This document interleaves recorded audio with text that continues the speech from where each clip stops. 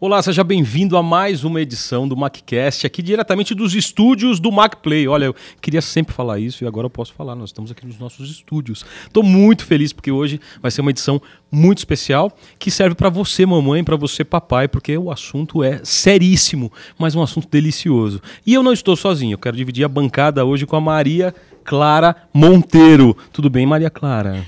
Tudo bem, gente? É um prazer estar aqui com vocês. Qual é o assunto que a gente vai falar hoje, Maria? Hoje a gente vai conhecer a neurocientista portuguesa, que é professora, que é doutora, dá aulas aqui na Universidade Mackenzie, professora Ana Osório. Professora Ana, seja bem-vinda ao MacCast. Obrigada, Osmar. Obrigada, Maria Clara. Opa, peraí.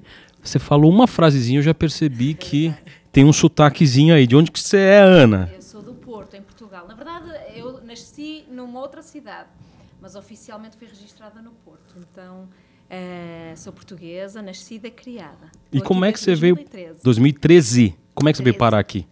Eu vim trabalhar para a Mackenzie mesmo. Eu Olha. fazia meu pós-doc lá na Universidade do Minho, em Portugal, um pós-doutorado em Neurociência, do desenvolvimento já. E surgiu a oportunidade aqui, abriu aqui o concurso e eu concorri e consegui a vaga. E desde então estou aqui trabalhando no Mackenzie. Veio sozinha ou veio com a família toda? Eu vim com o meu esposo. Na altura nós não tínhamos filhos e o Vítor veio comigo também. E a gente se estabeleceu aqui, já tivemos nossos 2 filhos aqui. Tem 2. Tiago e Gustavo. Pela sertaneja. Portuguesa. Exato. Eles já falam com o sotaque daqui, não é? Eles não falam, mas não eles sabem imitar o sotaque? Não, ainda não. Eu acho que um dia sim. Mas eles falam assim, do jeitinho que fala todo mundo aqui, que é muito curioso, não é? Os pais falando com português de Portugal e eles com o sotaque daqui. Quando você chegou aqui, o que mais você achou esquisito aqui no brasileiro? Olha, não foi difícil me adaptar. Eu adorei aqui. Não é? Eu acho que... vocês recebem muito bem as pessoas, os estrangeiros, a cultura é muito acolhedora. Eu acho que é muito mais fácil para um português, agora falando até numa onda de imigração que está tendo da cá para lá, não é? É muito mais fácil um português se sentir bem-vindo aqui, é muito mais fácil a gente se integrar. Então São Paulo é muito multicultural, tem muita gente que tem ascendência portuguesa, então assim, não posso dizer que foi nada... Assim, tem coisas que são diferentes, eu acho que nós somos mais diretos os portugueses, não é? Mais literais, e é um facto. É por isso que dizem que as piadas de português é porque o português é literal, né? Dizem, e a gente é mesmo, não é? Não dizem só, é um fato, né? Mas é isso, assim, eu agora vou de férias para Portugal, noto muito, assim, essa literalidade, porque eu acho que já estou bem aculturada aqui, adoramos. Assim. Você lembra de alguma coisa literal que você dizia e as pessoas estranhavam? Eu não aconteceu comigo, mas tenho uns amigos que brasileiros estavam em Portugal e eles contam sempre essa história muito engraçada. Estavam no ponto de ônibus, esperando o ônibus. E, aliás, chegaram no ponto de ônibus, tinha lá uma pessoa e ele perguntou assim, olha, desculpa, o ônibus X passa aqui? E a pessoa falou, passa. Silêncio, né? Ficaram lá e o ônibus vem e ele faz parada e o ônibus não para, continua. Eu assim, mas você falou para mim que passava aqui. Eu assim, passa, mas não para aqui. Então, assim, essa coisa assim que não me surpreende zero a mim. É bem um estilo que, assim, às vezes eu acho que as coisas são muito diretas, muito, não é? Muito explicadas, então... Mas tudo bem também. Mas o brasileiro também é muito...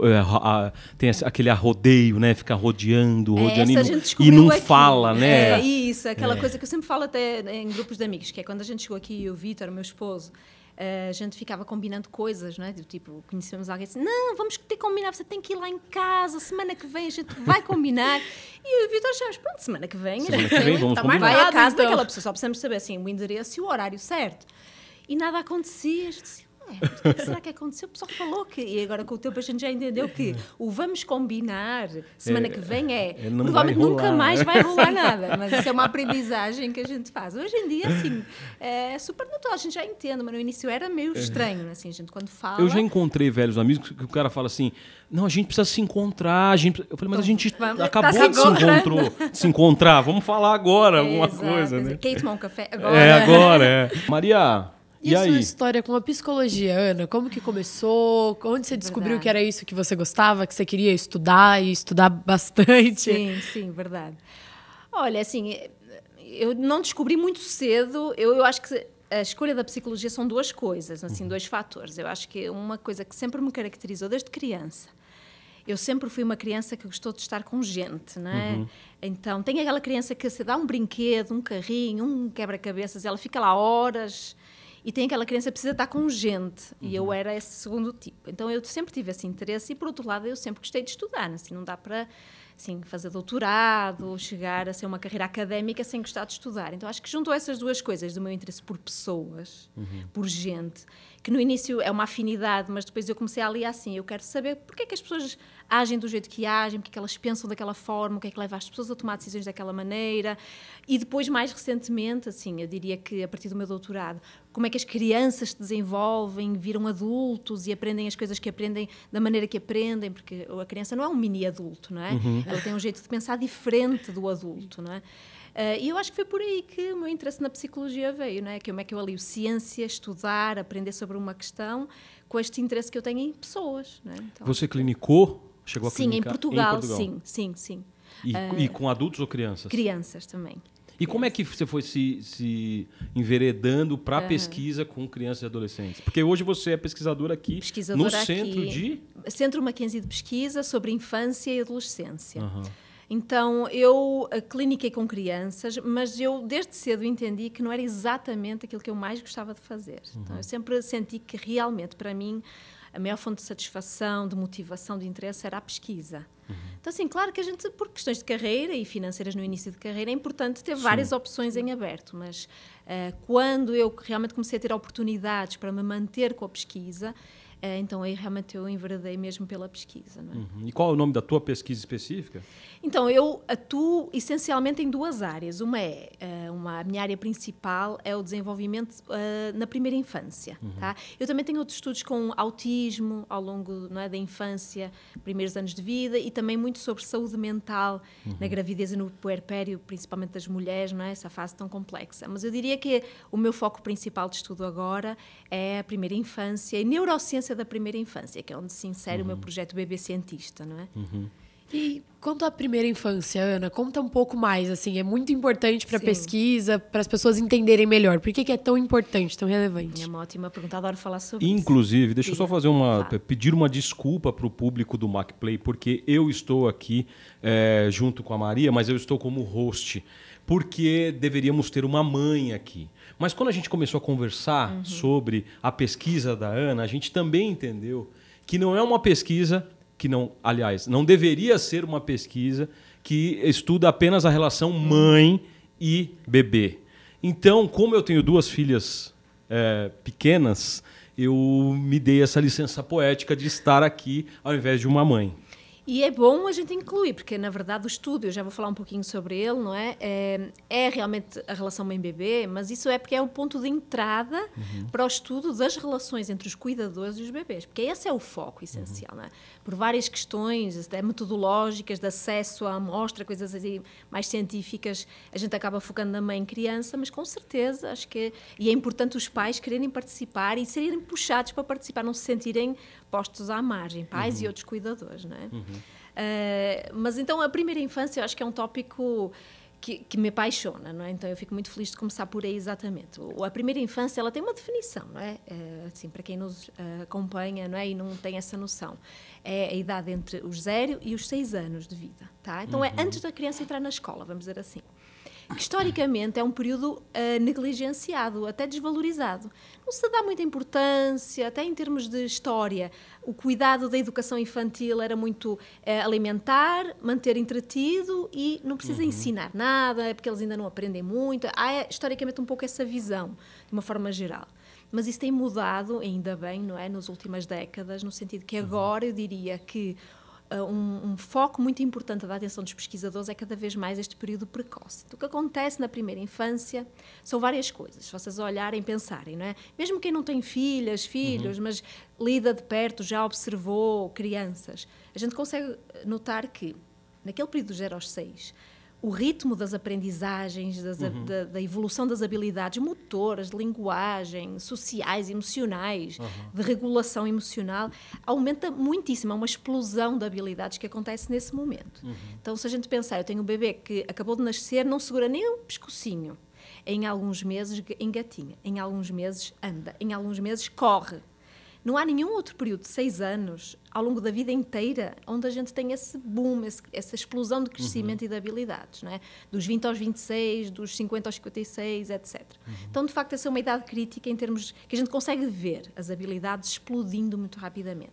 Habilidades motoras, habilidades de linguagem, altura, tudo é muito exponencial nessa idade. Uma dúvida, isso tem a ver também com aquilo que a gente chama de salto de desenvolvimento? Quando você tem a criança, com certeza. de uma hora para outra, você fala, não, está tendo um salto. Ou emocionalmente ela fica um pouco mais sensível, e você fala, está num salto. A gente ouve dizer, né? Sim, está num e salto tem, de desenvolvimento. Então, esses surtos de crescimento, por que é que eles acontecem? Porque eles são muito visíveis, nós conseguimos ver. Na primeira infância é quando nós melhor conseguimos enxergar esses surtos no sentido de booms, explosões de crescimento em altura, em habilidades, que às vezes trazem uma instabilidade, é verdade, não é? Essas novas aquisições, elas não acontecem todas ao mesmo tempo, não é? Então às vezes eu tenho um boom em altura, em tamanho, que não é acompanhado naquele momento de um crescimento proporcional em maturidade social ou emocional, então a gente às vezes tem essas não é? Inconstâncias, não é? Mas isso também está muito ligado a outra coisa, que é, uma coisa é o que a gente pode observar e enxergar nós. Outra coisa é o que a neurociência permitiu que a gente descobrisse, que é, ao mesmo tempo que eu tenho esses grandes surtos de crescimento, por exemplo, de linguagem, vamos dar um exemplo, não é? Não fala, ao fim de um ano, primeiras palavras, meio ano depois, frases, ao fim de 2 anos de vida, 3 anos de vida, conversas, não é? Uma coisa que começa a 3, 4, 5 anos, conversas mais elaboradas. Nós temos o cérebro também passando por mudanças proporcionais, ou seja, a gente tem, por exemplo, não sei se vocês sabem, não é? O tamanho mesmo do cérebro, aos 5, 6 anos, o tamanho do cérebro de uma criança é quase o tamanho do cérebro de um adulto. Tá?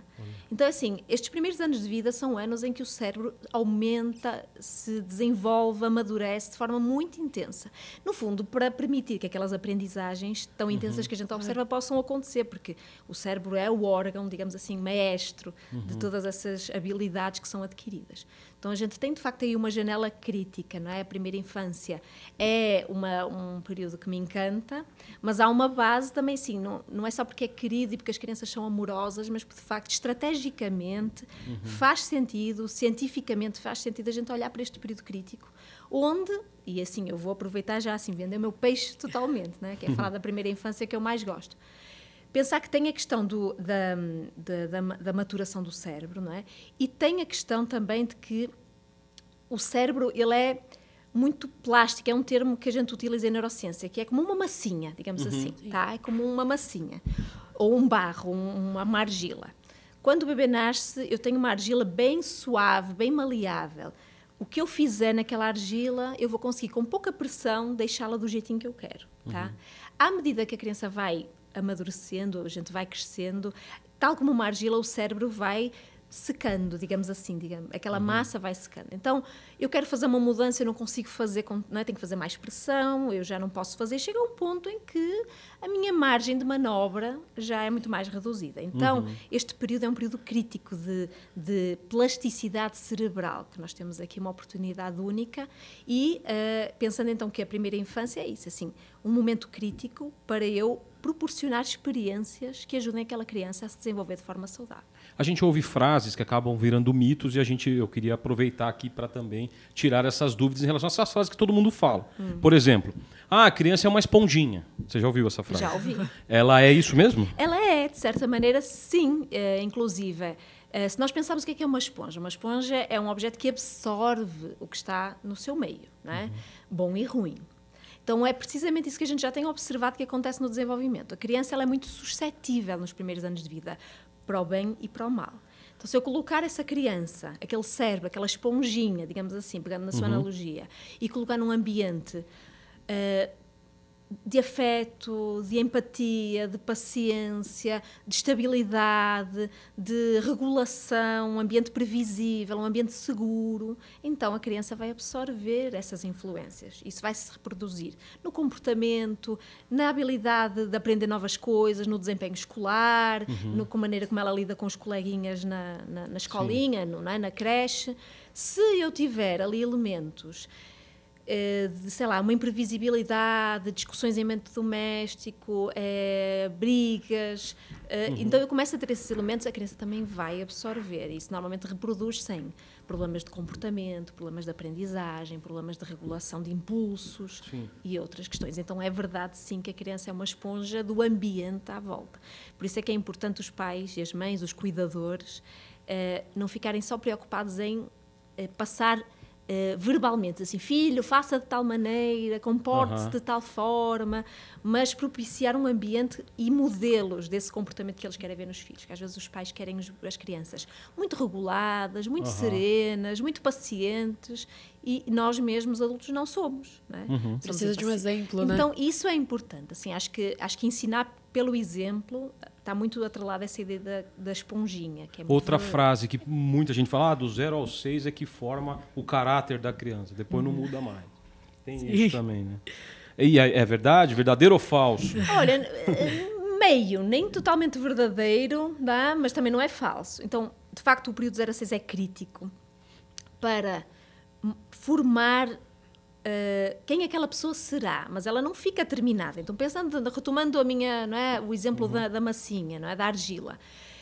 Claro, a gente pode dizer assim, poxa, mas então seca, acabou, não tem mais o que fazer. Na vida real, a gente sabe que assim, sempre ao longo da vida, nós temos a oportunidade de melhorar e de nos moldarmos. De facto, então, dizendo sim, em parte é sim, porque aquilo que acontece na primeira infância, os exemplos que nós damos, a maneira como a gente ajuda a criança a lidar com os desafios, isso vai ajudar a moldar quem ela será ao longo da vida. Tem outra questão que é quem aquela criança é. Então, o caráter, a gente às vezes pensa que é só por exemplo, mas tem uma dimensão, não é caráter, mas de temperamento e de personalidade, que é uma parte que é delas, de quem elas são. Né? Você tem duas filhas, elas não são as duas iguais. Mas assim, eu queria... Porque é muito interessante isso. Você acaba tendo duas pessoas muito diferentes, num intervalo muito pequeno entre as duas, você achando que está criando da mesma forma. É um mistério de onde vem isso, porque quando você fala, é muito dela. É dela, mas vem de onde? Vem dela, vem de um... Sabe? Porque realmente eu tenho duas em casa, elas são muito amigas, elas são muito parecidas fisicamente, mas elas são totalmente diferentes e sempre foram. Sim. E isso é um negócio que todo mundo falava pra gente, pode ser que a segunda venha diferente, mas pode ser... Não, mas elas são muito diferentes, sabe? Mas elas se dão super bem, elas se dão super bem, mas é muito doido você pensar por que essa aqui se derrama, a mais velha se derrama em falar eu te amo. A mais nova, ela não fala. Você tem que ficar fazendo chantagem, sabe? Ameaçando ela para falar eu te amo e fazendo eu te amo, né? Então, é muito doido isso, assim, vem, né? Sim, verdade. Então, assim, vestindo agora assim a camisa da pesquisadora, nós vemos que há tendências, e que é isso que você disse muito bem, Osmar, que sempre foram muito diferentes, não é? Que é uma observação que nós vemos, crianças que desde que são recém-nascidas, elas mostram tendências de serem mais reativas, mais sensíveis, por exemplo. Tem bebês que aguentam fome, aguentam um certo grau de frio, sem se destabilizarem. Então, assim, o bebê que está com a fralda suja, mas não chora. Se a gente fizer uma brincadeirinha, até ri para nós, não é? E aquele bebê que muito mais irritável, que reage muito mais quando não está bem e que grita mais, que chora mais. Então, a gente vê essas diferenças, digamos assim, no nascimento, não é? A partir dos primeiros tempos de vida. Então, parece que é algo que realmente nasce com as crianças. Então, agora a pergunta de R$1.000.000, não é? Acredita-se que, em parte, é genético, não é? Uma composição genética. Muitas vezes, não é sempre, mas assim... A narrativa familiar talvez, Osmar, uma das suas filhas seja mais... Os avós digam assim, você era igualzinho, ela era igualzinha a você quando era criança. Então tem uma coisa familiar, tem uma coisa genética também, ou seja, cada criança é uma pessoa própria, ela é filha de quem é, mas ela é a sua própria pessoa, então ela tem uma composição genética específica que pode trazer uma tendência para certas características, comportamentos e temperamento, não é? Que a gente fala temperamento na infância e depois na idade adulta a gente chama personalidade, aquilo que é temperamento, não é? Embora a gente use a palavra temperamento assim meio à vontade, mas tem essa diferença.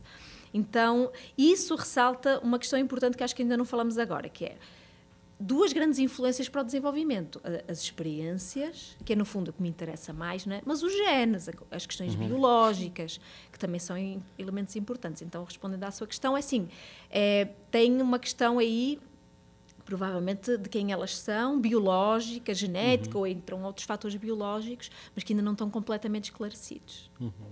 Tem muitas coisas de quando eu era criança que o meu irmão, que é só meio-irmão, filho do meu pai, faz igualzinho. E fica todo mundo, gente, da onde que ele aprendeu? É meio-irmão. Da onde que ele aprendeu isso? E minha avó fala, seu pai não era assim, não. E ele puxou os dois de algum lugar. É verdade. É isso, assim, e é isso. O ser humano adora procurar explicações para as coisas, não é? E não é isso, a gente tenta encontrar explicações assim, é da família que vem, mas às vezes não é da família, às vezes é um traço único daquela pessoa. Então acho que é bom a gente começar não, muita gente já faz isso, mas a gente se acostumar a tratar os bebês e as crianças como pessoas. Eu digo isto, parece chocante, não é?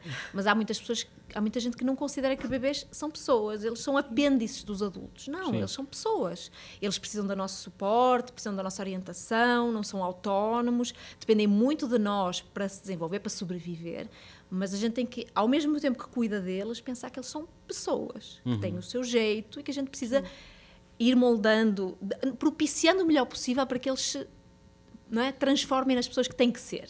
Acho que é um pouco isso. Mas é uma responsabilidade, professora, assim, surreal, né? Eu brinco assim, eu tenho amigos que não têm filhos, eu brinco com eles assim, eu não respeito o pai de pet, desculpa. Você tem que ter um filho para você entender o que é. Mas, brincadeiras à parte, eu costumo brincar que existia um vetor ao redor de mim, e esse vetor, ele tinha o ego, ele tinha o zelo, ele tinha as necessidades básicas, e ela ficava girando em torno de mim mesmo. Claro. O tempo todo. Aí eu conheci a minha esposa, e a gente casou. E esse vetor começou a fazer, sabe aquele infinito? Um pouco em mim, um pouco nela, um pouco em mim. Aí a gente teve filho. Aí o que acontece? Esse vetor fez assim, ó, e a gente saiu dele. E o vetor ficou rodando muito rápido ao redor dessas duas crianças, e a gente fora, tentando controlar o vetor. O vetor já não está mais com a gente. E eu acho que isso é uma experiência de vida tão sagrada, você ser pai, você ser mãe, né? Eu acho que realmente muda por conta disso. São pessoas. E são pessoas que estão ali com as suas idiosincrasias olhando para você. Eu me lembro que uma vez, logo que ela nasceu, eu tinha um senhor que eu conheço da minha igreja e tal, um senhor que nem tem tanto estudo, nem nada. Ele um dia chegou para mim e falou assim, deixa eu te falar uma coisa, quando você ficar irritado com ela, lembra que você está irritado com você, porque ela é você. Maravilhoso. Eu achei tão legal isso, porque realmente é isso. É isso, de facto. Né? Professora, qual é a relação da tua pesquisa com a questão do toque? Que eu sei que isso é uma coisa fundamental da tua pesquisa. É verdade. Então, só retomando então o que a gente já falou até agora, que a primeira infância é um período crítico, que a gente sabe que tem as influências genéticas, as questões genéticas e biológicas, mas também tem as questões do cuidado, da qualidade dos cuidados que a gente presta às crianças e que são um elemento essencial. Então, cuidar com afeto, com empatia, com amor, não apenas pensar no bebê como um ser que precisa ser alimentado, vacinado, posto para dormir, mas pensar que as necessidades do bebê vão além disso, não é? Que a questão do afeto é essencial. Isso levou-me naturalmente a olhar para um elemento que é crítico, que, assim, se perguntar a qualquer pessoa, não especialista da área, todas as pessoas que têm algum contato com bebês, ou mães, pais, cuidadores, etc., vão dizer assim, claro, o toque é super importante para o desenvolvimento, mas paradoxalmente, na ciência, por várias razões, nomeadamente a dificuldade que é estudar o toque, não é? Em termos laboratoriais, em termos de estudo científico, havia pouca pesquisa olhando para como o toque como um promotor do desenvolvimento saudável na primeira infância. Então eu comecei a ler sobre a área e disse assim, não, eu quero contribuir para esta temática. Então surgiu assim. Então o meu estudo, de facto, tem como grandes objetivos, primeiro, entender como o cérebro de bebês, no primeiro ano de vida, não é? Processa, digamos assim, não é? Como um computador mesmo, o toque. Que áreas é que são ativadas quando o bebê recebe um toque? afetuoso, um carinho da mãe, do pai, etc. Então, a primeira coisa é entender o fenómeno do ponto de vista cerebral, que nós ainda sabemos pouco sobre isso. O segundo é entender o quanto essas experiências de toque na primeira infância, logo no primeiro ano de vida, podem contribuir para uma melhor regulação emocional, que é esta lógica. Se quando o meu bebê, pequenininho, chora, se assusta, está desconfortável, está sujo, está com fome, eu atrelo a minha prestação de cuidados com um afeto pela via tátil, nós acreditamos que estamos usando essa via tátil para ensinar o bebê a se regular, a se acalmar. Então, aquilo que a gente pede, muitas vezes as pessoas falam assim, o bebê precisa se autorregular. Ele não se autorregula, ele começa a se corregulando com a nossa ajuda. Então, a minha expectativa é que estas experiências repetidas de corregulação via toque, que ajuda o bebê a acalmar-se, então a presença do cuidador pelo meio do toque acalma, o bebê fica tranquilo de novo, resolve a causa daquele problema, que ao fim do primeiro ano de vida, os bebês que tiveram experiências mais favoráveis de toque, isto também vamos olhar para as questões neuronais, não é, no cérebro, eles vão ter uma melhor regulação emocional de uma forma um pouco mais autónoma, vão ser um pouco mais autónomos a lidar com situações que geram uma certa desregulação emocional. E essa parte do estudo já está bem consolidada, já estamos hoje com 100 bebês, nós avaliamos aos 6 meses, 10 meses, 12 meses, os mesmos, eles retornam. E nós já tivemos 100 bebês que vieram aos 6 meses, inclusive já encerramos o recrutamento dessa fase, eles vão regressar aos 10, já tivemos 80, mais ou menos, e aos 12, uns 60 aproximadamente. Então nós estamos já aí contemplando, olhando para a finalização dessa primeira fase. Mas vem aí uma segunda fase, igualmente desafiadora, que é, nós temos uma segunda parte do projeto em que queremos ver se quando eu tenho a mãe e o bebê juntos, ambos com uma touca que avalia o cérebro deles, como o cérebro deles está funcionando. Nós queremos ver se os cérebros do bebê e da mãe ficam sincronizados como quando eles se tocam, que é uma questão assim mais inovadora no cenário até internacional. Mas o que sincroniza? Como se fossem as ondas cerebrais, digamos assim, Entendi. as mesmas áreas ativadas ao mesmo tempo. Então, quando a mãe e o bebê estão face a face e se tocam e a mãe toca no bebê, o bebê toca na mãe, se os cérebros deles começam a ficar sintonizados, ou seja, as mesmas áreas ativadas naqueles momentos. Mas já fizeram essa pesquisa? Nós vamos recrutar, vamos começar a recrutar no final do ano famílias para participar nessa fase. Nossa, mas isso é emocionante demais. Nós também achamos no grupo, Né? É muito emocionante. Mas é só mãe e bebê? Nesta fase, sim. Tá? Essa é uma questão importante. Aliás, eu até faço aqui o apelo a todos que nos assistem. Não é? O estudo ele foca-se na mãe e no bebê por uma questão de facilidade e porque... historicamente, não só no Brasil, mas um pouco pelo mundo, os cuidadores de referência, quem passa mais tempo, quem conhece melhor, quem cuida mais, em termos até de carga horária mesmo, são as mulheres, são as mães, não é? Mas isso não quer dizer que não haja interesse em estudar no futuro, aliás, está no nosso radar, os pais, outros cuidadores de referência e ver se nós replicamos aquilo que encontramos com as mães. Tá? Neste momento com as mães. Mas... Aqui tem 2 voluntários, tá? Sou eu com 2 e tem o Léo que está ali atrás do computador, ele tem 3. Pronto, Léo. 3, 2 meninas e um menino. Maravilha. E ele tem todas as fases, ele tem um adolescente, uma pré e uma criancinha. Então...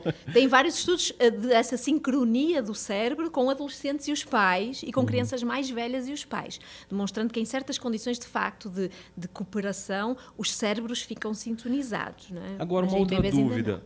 Essa sincronia, ela é diferente entre mãe e filha, mãe e bebê, pai e bebê, ou cuidador e bebê? Então, não sabemos. Para você entender, quando eu dizia há pouco o quão paradoxal é que nós reconhecemos a importância do toque de forma intuitiva, não é? Mas quando a gente olha para a pesquisa não tem. Então posso lhe dizer, Osmar, não sabemos. No mundo não se sabe. Ninguém estudou ainda exatamente essa questão que você coloca. Porque é um grande mistério o quanto o toque da mãe... E aí, assim, por mais que o pai... Eu não sei, eu posso estar... Eu vou fazer algumas afirmações aqui, eu já peço desculpa de antemão se caso... Estamos aqui para conversar, não é? As suas dúvidas ou as suas ideias podem ser compartilhadas por muita gente. É empírico, mas assim, é impressionante. Eu me considero, e tenho amigos como o Léo, por exemplo, que são pais presentes.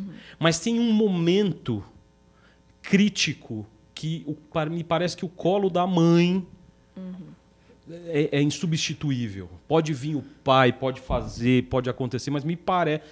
O que você acha disso? É difícil destrinchar. Isso é uma observação que nós temos, que nós verificamos muito. Então, se eu pegar, é muito comum, se eu pegar numa pesquisa e olhar, provavelmente eu vou encontrar, em boa medida, a sua observação. Aqui o que nós temos que pensar é o que é que leva a que eu faça essa observação. Não é? Se nós pensarmos, como eu comentei há pouco, historicamente as mulheres, por várias razões, que a gente ainda não entende, algumas estão estudadas, mas questões mais sociais, enfim, de papéis, etc. Mas, sim, historicamente as mulheres são os cuidadores de referência. Então nós não podemos negligenciar a importância que tem passar tempo com a criança, porque aquilo que parece natural, não é? Aquele entrosamento entre a mãe e o bebê, entre a mãe e a criança, o colo da mãe, ele foi obtido por dias e dias e dias e dias e dias de dedicação àquela criança. Não é? Então, se eu tenho uma mãe muito mais presente, não é? O pai é presente, mas eu tenho a mãe muito mais dedicada, ela conhece melhor o bebê. Então, o que é que as mães muitas vezes têm por questão, não é, de estarem tão presentes? Elas pegam as sutilezas. Então, o bebê já mostra aquele pequeno sinal de que não está muito bem e ela já age. Ela não espera que ele chore, ela não precisa esperar que a coisa degringola, ela já pega a sutileza. E a sutileza a gente pega por experiência. Tá? Então, se a gente pensar em... E também porque a mulher é muito mais sensível culturalmente, talvez, mas a mulher tem uma coisa que a gente até tenta ter, mas não consegue, né? Que é essa... nós não sabemos exatamente a origem, não é? Mas é um facto que nós observamos. As mulheres, tipicamente, assumem mais esses papéis e elas mostram-se muito capazes de desempenhar. Mas eu acho que é importante estudarmos cada vez mais, entender... É uma tendência, em parte, também biológica, é uma questão puramente social, é uma mistura dos dois. O fato de ser gerado na barriga da mulher tem algum... Né? Então, nós sabemos que o bebê nasce pronto... Tem duas coisas, não é? Por um lado, o bebê nasce com capacidade de se vincular, de se apegar a um adulto. Eu costumo brincar nas minhas aulas. Quem vier por bem é bem-vindo, não é? Porquê? Porque historicamente também, não é? Pensando na humanidade, as mulheres morriam muito no parto, não é? E, infelizmente em muitos lugares do mundo ainda, então não é bom para o bebê ele só poder ser cuidado, prosperar, viver, sobreviver, cuidado pela mãe biológica. Então o bebê já nasce preparado para ser cuidado por quem vier, um adulto que esteja ali empenhado e motivado para cuidar daquele bebê. Ao mesmo tempo, então, isso é um lado muito positivo e que, aliás, é uma das questões que ajuda a entender o sucesso da nossa espécie, não é? Ao longo do tempo. É a nossa capacidade de sermos cuidados por outros que não exclusivamente os pais e, ao mesmo tempo, a vontade dos adultos de cuidar crianças que não são seus filhos biológicos, que é uma tendência que a gente não encontra em outras espécies com tanta frequência.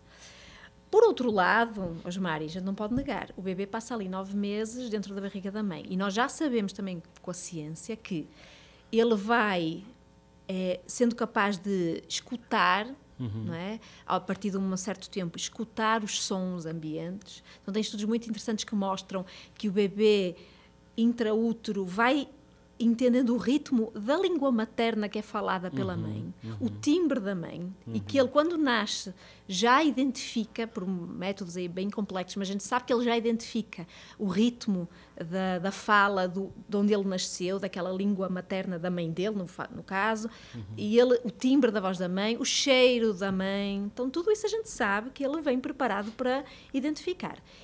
Então, a questão realmente é uma pergunta complexa que tem respostas complexas e múltiplas e que eu acho que a ciência precisa se dedicar a entender. Eu diria que provavelmente não temos uma resposta simples.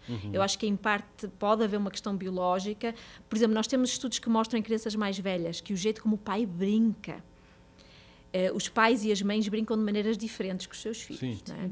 E não estou aqui dizendo que isso tem a ver com o facto de ser pai e mãe, mas é uma observação, uma constatação.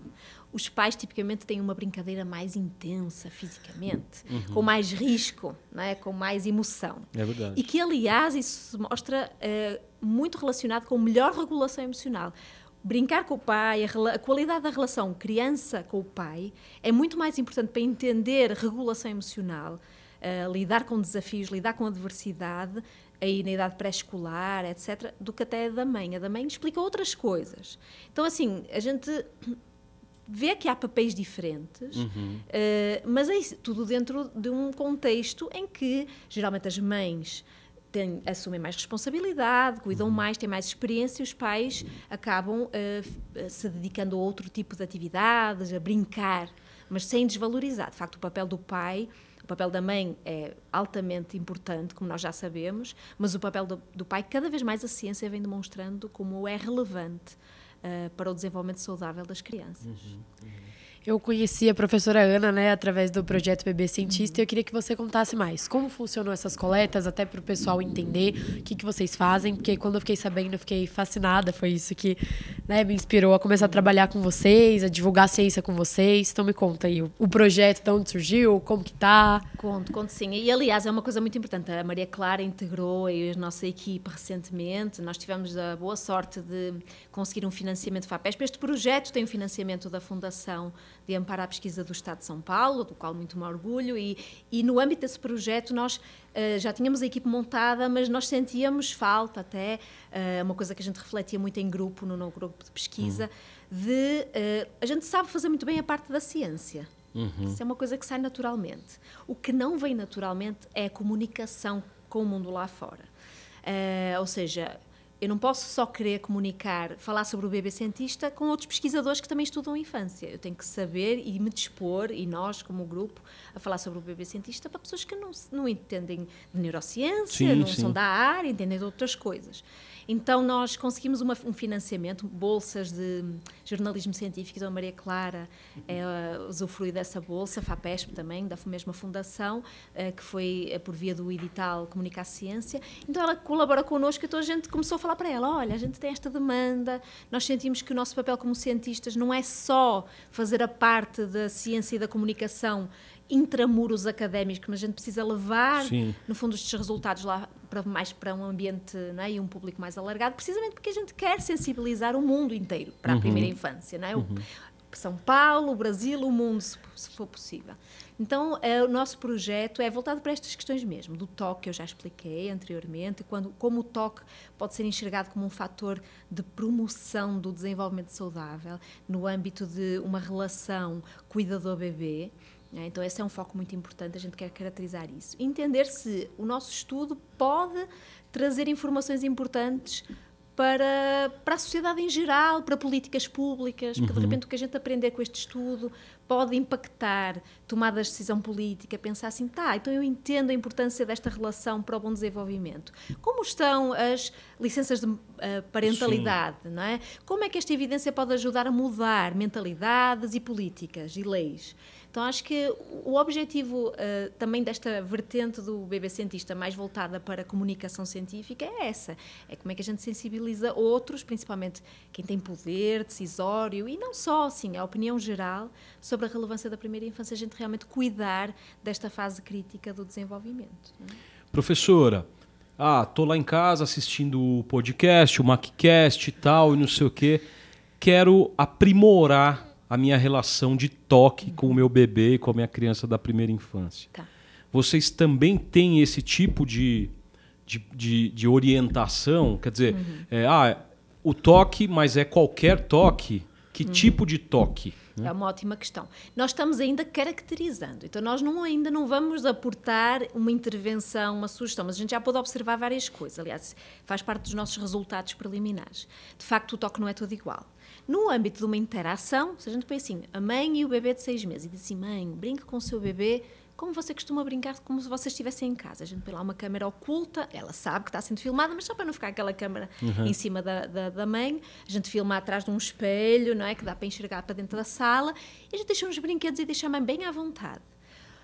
Ao longo dessa interação, desse momento, a mãe vai usar o toque de maneiras muito diferentes. Ela vai limpar, porque o bebê babou, ela vai ajustar a roupinha para ficar confortável, ela vai trazer para o colinho para mostrar um brinquedo, ela vai fazer um carinho porque o bebê se assustou porque o brinquedo pulou da caixinha. Então, tem várias maneiras de tocar. O que eu ia deixar como sugestão, e isso até tem a ver com estudos anteriores que eu já fiz, é sempre, eu acho que às vezes os pais ficam muito preocupados em antecipar. E os pais não precisam ler mentes, não é? Não precisam ler a mente do bebê, não tem bola de cristal. Acho que a gente tem que se preocupar em olhar, estar presente, não é? Que é uma coisa hoje em dia cada vez mais difícil, porque a nossa atenção ela é puxada, porque é o telefone que toca, é aquele trabalho que eu preciso entregar, é aquele problema que está na minha cabeça.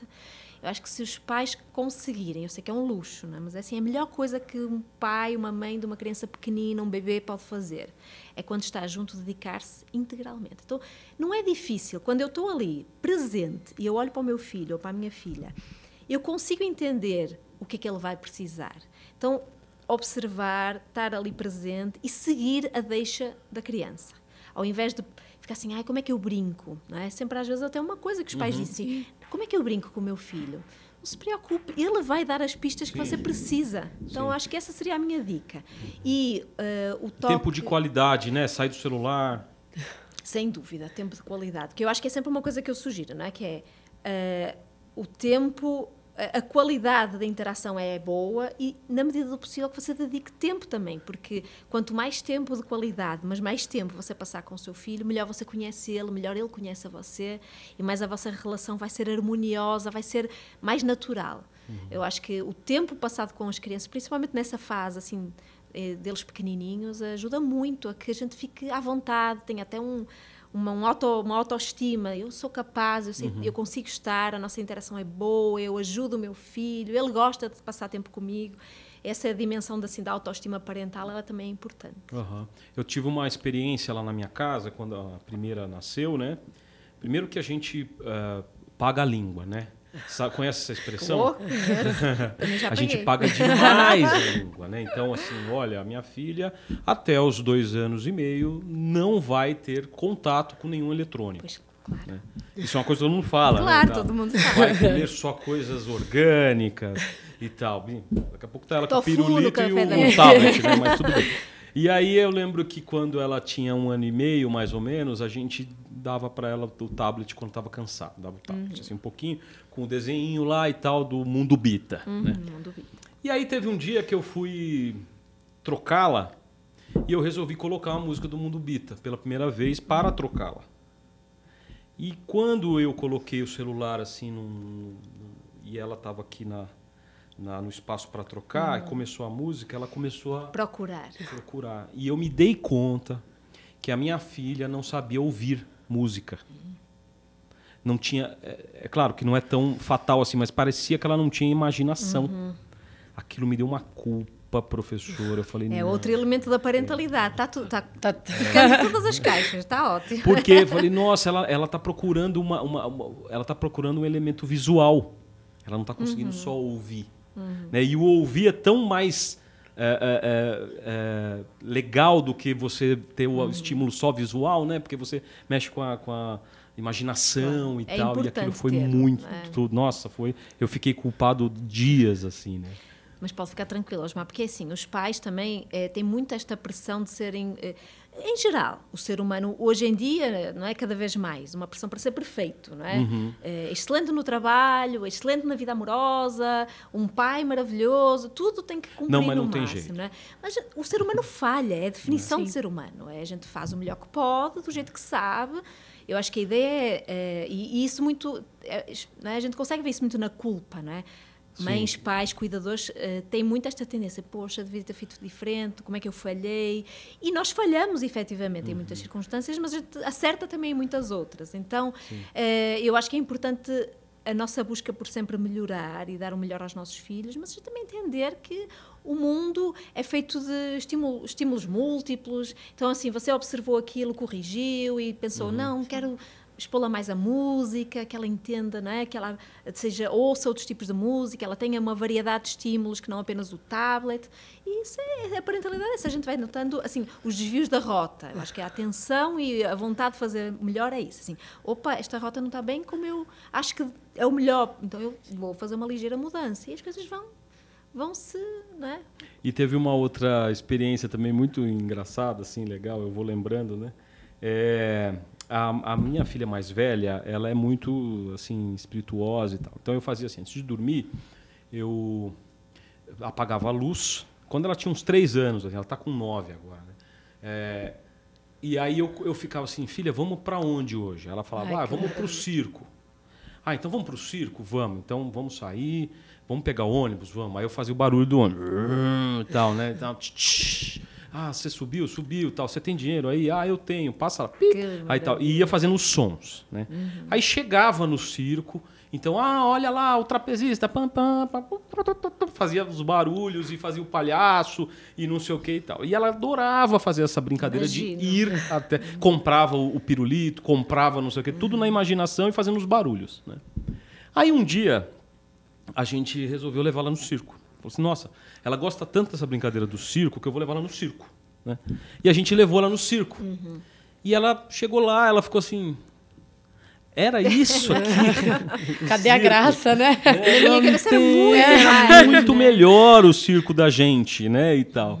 E para você ver, né? Que coisa assim tão pequena. O estímulo da imaginação é muito poderoso e acho que é passar tempo de qualidade com os nossos filhos, por exemplo, imaginando cenários juntos, se divertindo junto, acho que é das coisas mais poderosas. Às vezes as pessoas ficam muito preocupadas em estimular.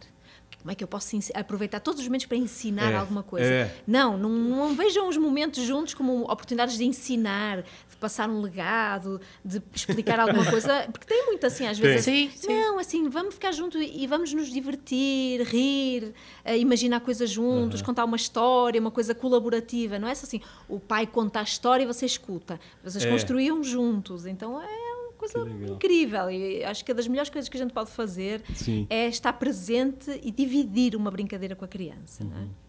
Estimula essa parte da criatividade, que é super importante para tudo, né? Para eles é tão natural, não é? Sim. Para nós não é, acho que na idade adulta a gente vai perdendo um pouco isso, mas para eles assim, é super natural, é a natureza. Eles vão imaginando tudo, né? Tudo que a gente fala que eles não sabem, eles vão ali imaginando o que é, o que pode ser.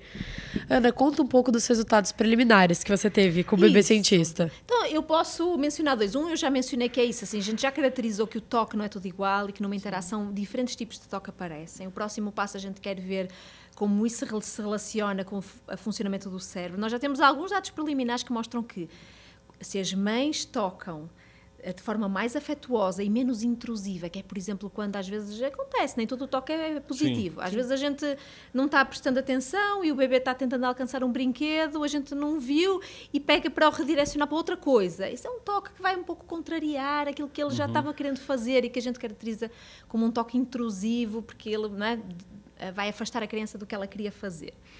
Então a gente já observou que quanto mais as mães, no caso, porque o nosso estudo é com mães, não é? Elas tocam de maneira afetuosa, com carinho e menos de maneira intrusiva, os bebês têm maior ativação em áreas do cérebro que são importantes para entender informação social, socioemocional. Então, de certa maneira, a gente vê aqui já uma relação entre o toque e uma maturação de áreas específicas do cérebro que são importantes, então, para entender o mundo social à nossa volta. Nós pretendemos no futuro então olhar para essa questão da sincronia, que aliás é assim o nosso próximo foco. Tem muitos dados, este projeto tem dados assim de todo tipo. Comportamento da mãe, desenvolvimento do bebê, então nós temos alunos de iniciação científica, que são alunos que ainda estão na graduação, que estão no mestrado, que estão no doutorado, que estão no pós-doutorado, e todo mundo aí com as mãos cheias assim, de trabalho em termos de análise de dados, então a gente espera colocar muita coisa, primeiro assim, nos meios académicos, mas ao mesmo tempo começar a soltar também no nosso Insta, no nosso perfil bbc.cientista, estas informações para a gente fazer esforço, compartilhar quase em tempo real, o que a gente vai produzindo academicamente, cientificamente, a gente também traduzir aí e lançar para o grande público. Se você é mackenzista, como é que o mackenzista consegue entrar em contato com a pesquisa que vocês estão fazendo? Ótimo, então para os mackenzistas que me assistem e quem não é mackenzista também, não é? Nós temos o nosso Insta, @bb.cientista. No nosso perfil nós temos todas as informações de contato. Podem entrar em contato via no nosso WhatsApp, que atende em horário comercial todos os dias da semana. Temos o próprio mensagens do Bebê Cientista no Insta e temos contatos de e-mail também. Então de maneira que preferirem podem entrar em contato connosco. Não, eu ia fazer a segunda pergunta, que é e o não mackenzista? entrevista, mas então já estamos todo mundo junto aqui. Na verdade, todo mundo. Quem quiser, nós estamos aqui de portas abertas, inclusive. Em breve começaremos o recrutamento, então é muito importante que a gente possa chegar às famílias, as famílias chegarem até nós. O Insta foi um meio muito importante de recrutamento na primeira fase do projeto. Sim. E a gente espera que continue sendo. Então, e assim, não tenho um bebê, não me encaixo, mas eu quero saber mais. Pode nos acompanhar, pode nos seguir nas mídias sociais. Então, @bebê.cientista. bebê.cientista. Professora, eu juro para você que eu tenho pelo menos umas 15 perguntas, você acredita? Eu acredito. Mas isso é bom, sabe por quê? Pra gente fazer um segundo episódio. Então pronto, vamos lá. Vamos? Topa? Topa fazer? Topa, vamos lá. Então, legal. Eu queria agradecer a Maria Clara. Maria, obrigado pelo teu trabalho aqui, porque é isso que você falou. Se a gente não publicizar um estudo tão importante, ele fica ali nas 4 linhas da ciência e acaba não beneficiando o maior número de pessoas. Então, o seu trabalho é fundamental. Obrigada. Queria agradecer a Renata de Felipe, que fez o roteiro também. Obrigada, e que, Renata. por conta dela, nós estamos aqui, porque é ela que procurou a gente. Com certeza. Obrigada, Renata. Pós-doc é incrível do projeto. Queria te agradecer, professora. Muito obrigado por você ter saído lá de Portugal, ter vindo para cá e ter usado o Brasil como seu campo de pesquisa. Eu que agradeço o convite aqui, o Mackenzie, claro, pela oportunidade e o convite. Foi um prazer conversar com vocês hoje sobre um tema tão importante para mim, não é? Da primeira infância. E se você curtiu, olha, curta, compartilhe. E você também pode assistir essa entrevista no aplicativo do MacPlay, o nosso streaming. A sua universidade tem um streaming? Nós aqui temos um streaming. O aplicativo é MacPlay em qualquer loja virtual. Ou você pode assistir também no YouTube e cortes nas nossas redes sociais, @MacPlayOficial. Tá bom? Espero você na próxima edição. Tchau!